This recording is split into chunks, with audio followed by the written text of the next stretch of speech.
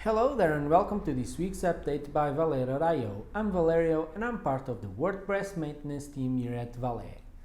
Two important news on the WordPress community have landed this week about future releases of Core and WooCommerce. WordPress will be supporting native lazy loading in a future version. We're thinking it will be 5.4, but what is it? Lazy loading means that a web page will only try to render resources when they are needed. Imagine a page with 20 images, but only 2 are visible on screen when we load the page. The other 18 will only load when we enter that page section.